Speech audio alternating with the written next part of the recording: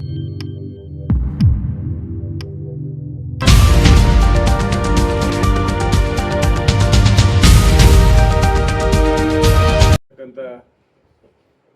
D Lakshminarayana ಅವರು ಸವಿಸ್ತಾರ ವಿಷಯಗಳನ್ನ ಹೇಳಿದ್ದಾರೆ. ಏನು ಇಲ್ಲಿವರೆಗೂ ಕೂಡ ಹಿಂದುಳಿದ ವರ್ಗದ ಚಾಂಪಿಯನ್ ಅಂತ ಹೇಳ್ಕೊಂಡು ದೇವರಾಜ್ ಅರಸು ಅವರ ಅಧಿಕಾರದ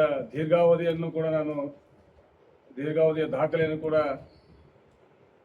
ಮೀರಿಸಿದ್ದೇನೆ ಅಂತಕ್ಕಂಥ ಹಮ್ನಲ್ಲಿ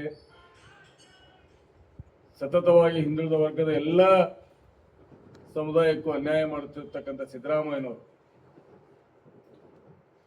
ತಮ್ಮ ಅಧಿಕಾರದ ಕೊನೆಯ ಅವಧಿಯಲ್ಲಿ ತರಾತುರಿಯಲ್ಲಿ ರಾಜೀನಾಮೆ ಕೊಡುವ ಮುನ್ನ ವರದಿಯನ್ನು ತರಿಸಿಕೊಂಡು ನಮಗೆ ಹಿಂದುಳಿದ ವರ್ಗದವರ ಕಣ್ಣಿಗೆ ಮಣ್ಣೇರಿಸತಕ್ಕಂಥ ಕೆಲಸವನ್ನು ಮಾಡಿದ್ದಾರೆ. ನಮ್ದು ಆಗ್ರಹ ಇಷ್ಟೇ, ಆರಂಭದಲ್ಲಿ ನಾವು ಮಧುಸೂದನ್ ಜಾತಿ ಗಣಿತ ಬಗ್ಗೆ ನಾವು ಪ್ರಶ್ನೆಯನ್ನು ಕೂಡ ನಾವು ಮಾಡಿದ್ವಿ. ಈಗಾಗಲೇ ಕೇಂದ್ರ ಸರ್ಕಾರಕ್ಕೆ ಅಧಿಕಾರ ಇದೆ ಜನಗಣತಿ ಮತ್ತು ಜನಗಣತಿ ಮಾಡಲಿಕ್ಕೆ. ಅವ್ರಿಗೆ ನೀವು ಸಹಕಾರ ಕೊಡಿ, ಪ್ರತ್ಯೇಕವಾದಂತ ಮತ್ತೊಂದು ವರದಿಯ ಅಧ್ಯಯನದ ಸಮೀಕ್ಷೆ ಅವಶ್ಯಕತೆ ಇಲ್ಲ ಅಂತಕ್ಕಂಥದ್ದು ನಾವು ಕೂಡ ಪ್ರಶ್ನೆ ಮಾಡಿದ್ವಿ. ಇಲ್ಲ, ನಾವು ಜಾತಿ ಗಣತಿ ಮಾಡಲ್ಲ, ಜನಗಣತಿಯನ್ನು ಮಾಡುವುದಿಲ್ಲ, ನಾವು ಹಿಂದುಳಿದ ವರ್ಗದವರ ಆರ್ಥಿಕ ಮತ್ತು ಸಾಮಾಜಿಕ ಸ್ಥಿತಿಗತಿಗಳನ್ನ ಅಧ್ಯಯನ ಮಾಡ್ತೀವಿ ಅಂತಕ್ಕಂಥ ಮಾತನ್ನ ಸನ್ಮಾನ್ಯ ಆಗಿನ ಮುಖ್ಯಮಂತ್ರಿಗಳಿರ್ತಕ್ಕಂಥ ಸಿದ್ದರಾಮಯ್ಯನವರು ಕೂಡ ಹೇಳಿದ್ರು. ಈಗಿರ್ತಕ್ಕಂಥ ತಂತ್ರಾಂಶವನ್ನು ಬಳಸಿಕೊಂಡು ನಾವು ಅತ್ಯಂತ ಕಡಿಮೆ ಅವಧಿಯಲ್ಲಿ ನಾವು ವರದಿಯನ್ನು ಕೂಡ ಮುಗಿಸ್ತೇವೆ, ಸಮೀಕ್ಷೆಯನ್ನು ಮುಗಿಸ್ತೇವೆ ಅಂತಕ್ಕಂಥ ಮಾತನ್ನು ಹೇಳಿದ್ರು. ಸತತ 13 ವರ್ಷಗಳಾದ್ರೂ ಕೂಡ, 10 ವರ್ಷ ಕಳೆದ್ರು ಕೂಡ, 13 ವರ್ಷ ಆದ್ರೂ ಕೂಡ ಯಾವುದೇ ರೀತಿಯ ಹಿಂದುಳಿದ ವರ್ಗದ ಸಮೀಕ್ಷೆ ಇರಲಿ ಅವ್ರಿಗೆ ನ್ಯಾಯ ಕೊಡ್ತಕ್ಕಂಥ ಕೆಲಸವನ್ನ ಈ ಕಾಂಗ್ರೆಸ್ ಸರ್ಕಾರ ಮಾಡಿಲ್ಲ. ಬಿಹಾರದಲ್ಲಿ 1 ವರ್ಷದೊಳಗನೆ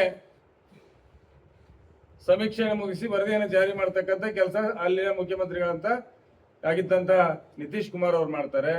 ಪಕ್ಕದ ರಾಜ್ಯದ ತೆಲಂಗಾಣದ DK ಶಿವಕುಮಾರ್ ಅವರ ಆಪ್ತ ಅಲ್ಲಿನ ಮುಖ್ಯಮಂತ್ರಿ ರೇವಂತ್ ರೆಡ್ಡಿ ಅವರು ಕೇವಲ 70 ದಿನಗಳಲ್ಲಿ ಸಮೀಕ್ಷೆಯನ್ನು ಮಾಡಿ ವರದಿಯನ್ನ ಜಾರಿಗೆ ತರ್ತಾರೆ. ಆ ಬದ್ಧತೆ ಕರ್ನಾಟಕದವ್ರಿಗೆ ಯಾಕಿಲ್ಲ? ಇವರು ದುರುದ್ದೇಶದಿಂದ ಈ ಸಮೀಕ್ಷೆಗೆ ಕೈ ಹಾಕಿದ್ದಾರೆ ಅಂತಕ್ಕಂಥ ಅಭಿಪ್ರಾಯ ನನ್ನ ವೈಯಕ್ತಿಕ ಅಭಿಪ್ರಾಯ ಕೂಡ ಹೌದು. ಯಾಕಂದ್ರೆ ಈ ರಾಜ್ಯದಲ್ಲಿ ಹಿಂದೆ ನಾವು ಕೇಳಿ ಕಂಡರಿಯದಂತ ಒಂದು ದುರಂತ ಆಯ್ತು. RCB ಕಪ್ ಗೆದ್ದಂತ ಸಂದರ್ಭದಲ್ಲಿ ಕಾಲ್ ತುಳಿತಕ್ಕೆ ಸುಮಾರು 11 ಜನ ಯುವಕರು ಪ್ರಾಣವನ್ನು ತೆತ್ತರು ಈ ಸರ್ಕಾರದ ನಿರ್ಲಕ್ಷ್ಯ ಮತ್ತು ಲಜ್ಜೆಗೆಡಿತನದ ನೀತಿಯಿಂದಾಗಿ. ಆ ಘಟನೆಯನ್ನ ಮರೆಮಾಚಲಿಕ್ಕೆ ಈ ಜಾತಿ ಗಣತಿಯ ವರದಿಯನ್ನ ಸೋರಿಕೆ ಮಾಡ್ತಕ್ಕಂಥ ದುಸ್ಸಾಹಸಕ್ಕೆ ಈಗಿನ ಕಾಂಗ್ರೆಸ್ ಸರ್ಕಾರ ಕೈ ಹಾಕ್ತು. ನಮ್ಗೆಲ್ಲೋ ಕಡೆ ಆತ ಹಿರಿಯರು ಹೇಳಿದ್ರು, ವರದಿಯನ್ನ ಈಗಾಗಲೇ ತಾವು ಪಡ್ಕೊಂಡಿದ್ದಾಗಿದೆ. ನಮ್ಮ ಆಗ್ರಹ ಇಷ್ಟೇ, ಮುಂಬರ್ತಕ್ಕಂಥ ಅಧಿವೇಶನದಲ್ಲಿ ಆ ವರದಿಯನ್ನ ನೀವು ಮಂಡನೆ ಮಾಡಬೇಕು, ಪ್ರತ್ಯೇಕವಾಗಿ ಆ ವಿಷಯವಾಗಿ ಚರ್ಚೆಗೆ ಅವಕಾಶವನ್ನು ಮಾಡಿಕೊಡ್ಬೇಕೆಂಬ ಆಗ್ರಹ ನಮ್ಮೆಲ್ಲರದು ಕೂಡ ಇದೆ. ಯಾಕಂದ್ರೆ ಈಗಿನ ಮುಖ್ಯಮಂತ್ರಿಗಳ ಬಗ್ಗೆ ನಮಗೆ ವಿಶ್ವಾಸ ಇಲ್ಲ. ಹಿಂದೆ ಕಾಂತರಾಜ್ ವರದಿಯನ್ನ ಸಂಪುಟದಲ್ಲಿ ವಿರೋಧ ಮಾಡಿರ್ತಕ್ಕಂಥವ್ರು ಇವತ್ತು ರಾಜ್ಯದ ಮುಖ್ಯಮಂತ್ರಿ ಆಗಿದ್ದಾರೆ. ಅವರ ಸಮುದಾಯದ ಸಮಾವೇಶದಲ್ಲಿ ವರದಿಗೆ ಬಗ್ಗೆ ಲಘುವಾಗಿ ಮಾತಾಡಿರ್ತಕ್ಕಂಥವರು ಈ ರಾಜ್ಯದ ಚುಕ್ಕಾಣಿ ನೀಡುತ್ತಿದ್ದಾರೆ. ಹೀಗಾಗಿ ನಮಗೆ ಅವರ ಮೇಲೆ ನಂಬಿಕೆ ಬರ್ಲಿಕ್ಕೆ ಸಾಧ್ಯ ಇಲ್ಲ. ಅದೇನ್ ಮಾಡ್ತಾರೆ ಗೊತ್ತಿಲ್ಲ. ಮುಂಬರ್ತಕ್ಕಂಥ ಅಧಿವೇಶನದಲ್ಲಿ ಆ ವರದಿಯನ್ನ ಚರ್ಚೆಗೆ ತಗೊಂಡು ಪ್ರತ್ಯೇಕ ಚರ್ಚೆ ಇಟ್ಟು ಚರ್ಚೆಗೆ ಅವಕಾಶ ಮಾಡಿಕೊಡದೇ ಇದ್ರೆ ಇಡೀ ರಾಜ್ಯದ ಹಿಂದುಳಿದ ವರ್ಗ ವಿಧಾನಸೌಧವನ್ನ ಮುತ್ತಿಗೆ ಹಾಕ್ತಕ್ಕಂಥ ಕೆಲಸಕ್ಕೆ ನಾವು ಕೈ ಹಾಕಬೇಕಾಗುತ್ತೆ. ಆ ನಿಟ್ಟಿನಲ್ಲಿ ತತ್ಕ್ಷಣ ಹಿಂದುಳಿದ ವರ್ಗರಿಗೆ ನ್ಯಾಯ ಕೊಡ್ತಕ್ಕಂಥ ರೀತಿಯಲ್ಲಿ ಸನ್ಮಾನ್ಯ ಸಿದ್ದರಾಮಯ್ಯನವರು ಮೌನವಾಗಿದ್ದಾರೆ ಅಂದ್ರೆ ಅವರ ಪೂರ್ಣ ಮೌನ ನಮ್ಗೆಲ್ಲರೂ ಕೂಡ ಒಂದು ಸಂಶಯಕ್ಕೆ ದಾರಿಯನ್ನು ಕೂಡ ಮಾಡಿಕೊಟ್ಟಿದೆ. ಸುಮ್ಮನೆ ಇರೋ ವ್ಯಕ್ತಿತ್ವ ಅದಲ್ಲ. ಆ ಬೇರೆ ರೀತಿ ಯೋಚನೆ ಮಾಡಿದ್ರೆ ತಾವೇ ಮಾಡಿದ ಮನೆಗೆ ಕರೆಕ್ಟ್ ಹೋಗಿಲ್ಲ, ಹಾಗಾಗಿ ಇದನ್ನ ರಿಜೆಕ್ಟ್ ಮಾಡ್ಬೇಕು. ಇನ್ನು ಅದು ವರದಿಯಲ್ಲಿ ಏನಿದೆ ಅನ್ನುವಂತ ಅಂಶಗಳು ಪಬ್ಲಿಕ್ ಬಂದಿದ್ದಿಲ್ಲ. ಆವಾಗಿಂದನೂ ಬಿಜೆಪಿಗಳು ವಿರೋಧ ಮಾಡ್ಕೊಂಡು ಬಂದಿದ್ರು. ಮತ್ತೆ ಈಗ ನೀವು ಸಪೋರ್ಟ್ ಯಾವ ರೀತಿ ಸಪೋರ್ಟ್ ಮಾಡುತ್ತಂತ ಅರ್ಥ ಅಲ್ಲ, ಆಗ್ತಿಲ್ಲ. ನಾವು ವರದಿ ಬಗ್ಗೆ ಕೆಲವು ಕಡೆ ಮಾಹಿತಿ, ಈಗ ನಮ್ಗೆ ಎಲ್ಲ ಒಂದ್ ಕಡೆ ಮಾಹಿತಿ ಇದೆ, ಸುಮಾರು 4 ಲಕ್ಷಕ್ಕಿಂತ ಹೆಚ್ಚು ಕುಟುಂಬಗಳು ವರದಿಯಲ್ಲಿ ಪಾಲ್ಗೊಂಡಿಲ್ಲ ಅಂತಕ್ಕಂಥ ಮಾಹಿತಿ ಇದೆ. ಆದ್ರೆ ನಾವು ಇಲ್ಲಿವರೆಗೂ ಕೂಡ ಹಿರಿಯರು ಹೇಳಿದ್ರು, ಕಾಂತರಾಜ್ ವರದಿ ಇರ್ಬೋದು, ಜಯಪ್ರಕಾಶ್ ಹೆಗಡೆ ವರದಿಯನ್ನ ಅವ್ನ ಯಾವನ್ನು ಕೂಡ ಟೇಬಲ್ ಮಾಡ್ದೇನೆ, ಮಂಡನೆ ಮಾಡ್ದೇನೆ ಅವೈಜ್ಞಾನಿಕ ಅಂತ ತೀರ್ಮಾನ ಮಾಡಿ ಅವರೇ ಕೈ ಬಿಟ್ಟತಕ್ಕಂಥ ಉದಾಹರಣೆ ಸಾಕಷ್ಟು ಈ ರಾಜ್ಯದಲ್ಲಿದೆ. ಯಾಕಂದ್ರೆ ಅವ್ರು ಖರ್ಚು ಮಾಡ್ತಕ್ಕಂಥದ್ದು ಸರಿಯಾಗಿ ನಮ್ಮ ಸಾರ್ವಜನಿಕರ ಹಣ.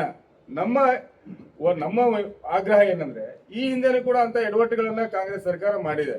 ಸರಿಯಾದ ರೀತಿಯಲ್ಲಿ ವೈಜ್ಞಾನಿಕವಾಗಿ ಸಮೀಕ್ಷೆ ಮಾಡ್ತಕ್ಕಂಥದ್ದು ಎಲ್ಲೋ ಕಡೆ ಸಾಕಷ್ಟು ಕಡೆ ಅದು ಎಡವಿದೆ. ಅಲ್ಲ, ಒಂದ್ ನಿಮಿಷ, ಮತ್ತೊಂದು ಆ ರೀತಿ ತಪ್ಪಾಗಬಾರ್ದು, ಆ ರೀತಿ ಎಚ್ಚರಿಕೆ ವಹಿಸಿ ಅಂತಕ್ಕಂಥ ಒತ್ತಾಯವನ್ನು ಕೂಡ ನಾವೆಲ್ಲರೂ ಕೂಡ ಮಾಡಿದ ನಿಜ ಇದೆ. ಈಗ ರಿಪೋರ್ಟ್ ನಿಮ್ ಪ್ರಕಾರ ವೈಜ್ಞಾನಿಕ ಇದೆಯೋ ಅವೈಜ್ಞಾನಿಕ ಇದೆಯೋ? ನೋಡಿ, ಡೆಲಿವರಿ ಆದ್ಮೇಲೆ ಹೇಳ್ಬೋದು ಗಂಡು ಹೆಣ್ಣು ಅಂತೇಳಿ. ಅದೇ ಅದೇ ಬಿಜೆಪಿ ಮೊದಲೇ ಒತ್ತಾಯಿಸಿ ನಾವು ಕೂಡ ಇನ್ನು ಪಬ್ಲಿಕ್ ಆಗದೇ ಇರೋ ಮುಂದೆ, ಇನ್ನು ಮಗು ಹುಟ್ಟಕ್ಕೆ ಮೊದಲೇ ಗಂಡು ಇದೆ ಅಂತ ಹೇಳಿ ಅಂತ ಹೇಳಿ ಮೊದಲೇ ಹೇಳ್ಬಿಟ್ಟಿದಾರಲ್ಲ, ಅದು ಯಾಕೆ ಮಾಡಿದಾರ ಅಂತ ಹೇಳಿ ಸಾಕಷ್ಟು ಜನ ಸಾರ್ವಜನಿಕರು ನಮ್ಮ ಮುಖಂಡರನ್ನ ಇರ್ಬೋದು, ಅಧಿಕಾರಿಗಳ ಭೇಟಿಯಾಗಿ ಸಾಕಷ್ಟು ಕೂಡ ಆ ವಿಷಯಕ್ಕೆ ಸಂಬಂಧಪಟ್ಟಂತೆ ದೂರುಗಳನ್ನ ಕೊಟ್ಟಿದ್ದಾರೆ. ಕೆಲವರು ನಮ್ಮ ಮನೆಗೆ ಬಂದಿಲ್ಲ, ಯಾರೋ ಜಿವಿಪಿಗಳು ಗ್ರಾಮ ವಿದ್ಯುತ್ ಪ್ರತಿನಿಧಿಗಳು ಏನದಾರ ಅವ್ರ ಮುಖಾಂತರ ಸ್ಟಿಕರ್ ಹಚ್ತಕ್ಕಂಥ ಕೆಲಸವನ್ನು ಮಾಡಿದ್ರೆ, ಇಂಥ ಅನೇಕ ಆರೋಪಗಳು ಸಾರ್ವಜನಿಕ ಬಂದಿದ್ದಂತೂ ಸತ್ಯ. ಅದು ತಮಗೂ ಕೂಡ ಗೊತ್ತಿದೆ. ವೈಜ್ಞಾನಿಕವಾಗಿ ಅಂದ್ರೆ ಹೆಂಗೆ ಸರ್? ಸರ್, ಮನೆಗೆ ಅವ್ರೇನು ಈಗ ನೋಡಿ, ಈಗ ನಾವು ಆರ್ಥಿಕ ಮತ್ತು ಸಾಮಾಜಿಕ ಗಣತಿ ಮಾಡ್ಬೇಕು. ಅವ್ರ ಮನೇಲಿ ಎಷ್ಟು ಜನ ಕೆಲಸ, ವಾರ್ಷಿಕ ಆದಾಯ ಎಷ್ಟಿದೆ, ಆ ಕುಟುಂಬದ ಸದಸ್ಯರ ಸಂಖ್ಯೆ ಎಷ್ಟು, ಅದೆಲ್ಲವನ್ನೂ ಕೂಡ ಮನೆಗೆ ಭೇಟಿಯಾಗಿ ಆ ಸಂಪೂರ್ಣ ಮಾಹಿತಿನ ತೆಗೆದುಕೊಳ್ತಕ್ಕಂಥದ್ದು ಅವ್ರ ಕೆಲಸ. ಅದು ಆಗಿಲ್ಲ ಅಂತಕ್ಕಂಥ ಆರೋಪಗಳು ಇರ್ಬೋದು. ಆ ವರದಿ ಹೊರಗಡೆ ಬಂದ್ಮೇಲೆ ಅದ್ರ ಬಗ್ಗೆ ಪೂರ್ಣವಾಗಿ ಪ್ರತಿಕ್ರಿಯೆ ನೋಡ್ತೇವೆ. ಅಲ್ಲ, ಅದನ್ನೇ ಗೊತ್ತಿಲ್ಲ ನಿಮ್ಗೆ ಯಾವುದು ವೈಜ್ಞಾನಿಕವಾಗಿ ಅವೈಜ್ಞಾನಿಕ ಅಂತ ಹೆಂಗೆ ಡಿಸೈಡ್ ಮಾಡ್ತೀರಿ ನೀವು? ಮಾಡಿದಾರೆ ಇಲ್ಲ ಅಂತ ಸ್ಪಷ್ಟೀಕರಣ ಇಲ್ಲ ನಿಮ್ಗೆ. ಅಲ್ಲ, ಅದನ್ನ ನಾವು ಹೇಳ್ತಾ ಇದೀವಲ್ಲ, ಈ ವರದಿ ಬರೋ ಬೇಡಿಕೆ ಆಗಿದೆ, ಇದು ಮಾಡಿಲ್ಲ ಅವೈಜ್ಞಾನಿಕ ಇದೆ ಅಂತಂದ್ರಲ್ಲ, ವೈಜ್ಞಾನಿಕ ಮಾಡಿದ್ದಾರೆ ಅಂತಕ್ಕಂಥ ಕುರಿತಾಗಿ ಅವ್ರು ಹೇಳ್ತಾರೆ. ನಾವು ವೈಜ್ಞಾನಿಕ ನಾವು ತೀರ್ಮಾನ ಮಾಡಕ್ಕಾಗದ್ರ ವರದಿ ಮೊದಲು ಬರ್ಲಿ. ನಾವು ಕೂಡ ಸಾರ್ವಜನಿಕರ ಕೆಲವರ ಅಭಿಪ್ರಾಯ ಅದಿದೆ. ಒಂದು ಉದಾಹರಣೆಗೆ ಬೆಂಗಳೂರು ಸುಮಾರು 1.5 ಕೋಟಿ ಜನಸಂಖ್ಯೆ ಇರ್ತಕ್ಕಂಥದ್ದು. ಇವ್ರು ಹೇಳೋ ಪ್ರಕಾರ 28% ಮಾತ್ರ ನಾವು ಸಮೀಕ್ಷೆ ಮಾಡ್ಲಿಕ್ಕೆ ಸಾಧ್ಯವಾಯಿತು ಅಂತಕ್ಕಂಥದ್ದು. ಅದು ವೈಜ್ಞಾನಿಕ ಅಂತೀರಾ ಅವೈಜ್ಞಾನಿಕ? ನಾವು ವರದಿ ಬಗ್ಗೆ ನಾವು ಯಾವುದೇ ಕಾರಣಕ್ಕೂ ವಿರೋಧ ಮಾಡಿಲ್ಲ. ಭಾರತೀಯ ಜನತಾ ಪಾರ್ಟಿ ನಾನು ಹೇಳ್ತೀನಿ, ಸಮೀಕ್ಷೆಯನ್ನ ಸಮರ್ಪಕವಾಗಿ ಆಗಿಲ್ಲ ಅನ್ನೋದ್ರ ಬಗ್ಗೆ ನಮ್ದು ವಿರೋಧ ಇದೆ. ವರದಿ ಸಮಕ್ಷವಾಗಿ ಸಮೀಕ್ಷೆನ ನೀವು ಸರಿಯಾಗಿ ನಡೆಸಿ ಅಂತಕ್ಕಂಥದ್ದು ನಮ್ಮ ಅಭಿಪ್ರಾಯ ಆಗಿದೆ ಅಷ್ಟೇ. ಅಷ್ಟು ಬಿಟ್ಟರೆ ಯಾವುದೇ ಕಾರಣಕ್ಕೂ ಇದು ವಿರೋಧ ಇಲ್ಲ. ನಾವು ಭಾರತೀಯ ಜನತಾ ಪಾರ್ಟಿ ವಿರೋಧ ಇಲ್ಲ. ಹಿಂದುಳಿದ ವರ್ಗ ಆಯೋಗದ ಪ್ರಕಾರ ನೀವು ಆ ಸಮಿತಿಯಲ್ಲಿ ಎಲ್ಲರೂ ಕೂಡ ಇರಬೇಕು, ಸರ್ವ ಪಕ್ಷದವರು ಇರಬೇಕು. ಖಂಡಿತ ಯಾಕೆ ದನಿ ಎತ್ತಲಿಲ್ಲ? ಇಲ್ಲಿ ಎತ್ತಿದ್ವಿ, ಎಲ್ಲಾ ಸಭೆನಲ್ಲೂ ಕೂಡ ರೆಕಾರ್ಡ್ ಆಗಿದೆ, ಸಮರ್ಪಕವಾಗಿ ರೆಕಾರ್ಡ್ ಆಗಿದೆ. ಪ್ರತಿ ವಾರಕ್ಕೊಂದು ಮೀಟಿಂಗ್, ಪ್ರತಿ ಬುಧವಾರ ವಿಧಾನಸೌಧದಲ್ಲೇ ಕೂಡ ನಾನೇ ಚೇರ್ಮನ್ ಇದ್ದೆ. ಅದಕ್ಕೆ ಹೋಯ್ತಲ್ಲ, ಆ ದೃಷ್ಟಿಯಿಂದ ಎಲ್ಲವೂ ಕೂಡ ಆಗಿದೆ. ಆದರೆ ಸಮರ್ಪಕವಾಗಿ ನೀವು ಸಮೀಕ್ಷೆ ಮಾಡಲಿಕ್ಕೆ ಯಾರು ಬಿಟ್ಟಿದ್ದೀರಾ ಅವ್ನು ಮಾಡ್ಲಿಕ್ಕೆ ಆಗಿಲ್ಲ. ಅದನ್ನು ಸರಿಪಡಿಸಿ ಅಂತಕ್ಕಂಥದ್ದು ನಮ್ಮ ವಾದ ಇತ್ತು. ಅದೆಲ್ಲ ಮುಗೀತು. ಕಾಂತರಾಜು ವರದಿ ಮುಗೀತು, ಜಯಪ್ರಕಾಶ್ ನಾರಾಯಣ್ ಇವರು ಹೆಗಡೆ ಅವ್ರದ್ದು ಮುಗೀತು, ಹೊಸ ಮಧುಸೂದನ್ ನಾಯಕ್ ಮಾಡಿದ್ರಲ್ಲ, ಆಯ್ತು ಇವಾಗ ಸಮರ್ಪಕವಾಗಿದೆ, ಆಯ್ತು ವರದಿ ಸ್ವೀಕಾರ ಮಾಡಿದ್ರಲ್ಲ, ಈಗ ಅದು ಇಂಪ್ಲಿಮೆಂಟ್ ಮಾಡಲಿಕ್ಕೆ ವಿಧಾನಸೌಧ ಚರ್ಚೆಗೆ ಬಿಡಿ. ಅದು ನಮ್ಮ ಅಭಿಪ್ರಾಯ. ಈ ಚರ್ಚೆಗೆ ಬಂದ ಮೇಲೆ ಗೊತ್ತಾಗುತ್ತಲ್ಲ ಹೇಗೆ ಅಂತ. ಇದು ಬಿಜೆಪಿ ಹಿಂದುಳಿದವರ ಮೇಲೆ ರಾಜಕಾರಣ ಮಾಡ್ತಾ ಇದೆ. ಇಲ್ಲ, ತಪ್ಪದು. ಖಂಡಿತವಾಗಿ ಕೂಡ ಅದನ್ನು ಒಪ್ಪಲಿಲ್ಲ. ಉದಾಹರಣೆ, ನಾನು ನೇಕಾರ ಸಮಾಜದ ರಾಜ್ಯಾಧ್ಯಕ್ಷನ ಕೆಲಸ ಮಾಡಬೇಕಾದ್ರೆ ನನ್ನದೇ ಆದಂಥ ಸಮೀಕ್ಷೆ 10 ವರ್ಷದಿಂದ ನಾನು ಮಾಡಿರ್ಬೇಕಾದ್ರೆ ನಾನು 45 ಲಕ್ಷ ನಮ್ಮ ನೇಕಾರ ಕುಟುಂಬಗಳಿದ್ದಾವೆ ಅಂತಕ್ಕಂಥದ್ದು ನಾನು ಘೋಷಣೆ ಮಾಡ್ಕೊಂಡಿದ್ದೀನಿ ಓನ್ ಸಮೀಕ್ಷೆನಲ್ಲಿ. ಆದರೆ ನೀವು ಕೊಟ್ಟಿರೋದು ಎಷ್ಟು? 6 ಲಕ್ಷ ಕೊಟ್ಟಿದ್ದೀರಿ. ಇನ್ನು 39 ಲಕ್ಷ ಏನಾಯ್ತು ನಮ್ಮದು? ಇದು ಈ ಸಮೀಕ್ಷೆನಲ್ಲಿ ವ್ಯತ್ಯಾಸ ಆಗಿರ್ತಕ್ಕಂಥದ್ದನ್ನ ಸರಿಪಡಿಸಿರ್ತಕ್ಕಂಥದ್ದು ನಮ್ಮ ಆಗ್ರಹ ಆಯಿತು. ಪಾರದರ್ಶಕವಾಗಿ ಆಗಬೇಕಾಗಿತ್ತು, ನ್ಯಾಯಯುತವಾಗಿ ನೀವು ಮಾಡಿ ಅಂತಕ್ಕಂಥ ಆಗ್ರಹನ ನಾವು ಮಾಡಿದ್ವಿ. ಈಗ ಮಧುಸೂದನ್ ನಾಯಕರ ಅಧ್ಯಕ್ಷತೆಯಲ್ಲಿ ಮಾಡಿದ್ದಾರೆ, ಆ ವರದಿ ಸ್ವೀಕಾರ ಆಗಿದೆ. ತರಾತುರಿನದು 24 ಗಂಟೆ ದೆಹಲಿಯಿಂದ ಬರೋದ್ರೊಳಗೆ ವರದಿ ಬರಬೇಕು ಅಂದರು ಸಿದ್ದರಾಮಯ್ಯನವರು. ತರಿಸ್ಕೊಂಡು ಆದಮೇಲೆ ಅದನ್ನು ಇಂಪ್ಲಿಮೆಂಟ್ ಮಾಡಬೇಕಾಗಿತ್ತಲ್ಲ. ನೀವು ತಕ್ಷಣ ರಾಜೀನಾಮೆ ಕೊಟ್ಟಿದ್ದೀರಾ. ಈಗ ನೂತನ ಮುಖ್ಯಮಂತ್ರಿಗಳಿಗೆ ನೀವು ಹೈಕಮಾಂಡ್ ಆದೇಶ ಮೇಲೆ ನೀವು ಮಾಡಿ ಅದ್ರ ಚರ್ಚೆ ಆಗಲಿ. ಇನ್ನು ಪಕ್ಷಾತೀತವಾಗಿ 224 ಜನ ಶಾಸಕರು ಎಲ್ಲರೂ ಸೇರಿ ಚರ್ಚೆ ಮಾಡಿ ಅದಾದ ನಂತರ ಸ್ವೀಕಾರ ಮಾಡೋದು ಬಿಡೋದು ಬೇರೆ ಪ್ರಶ್ನೆ. ಥ್ಯಾಂಕ್ ಯು ಸರ್, ಧನ್ಯವಾದಗಳು.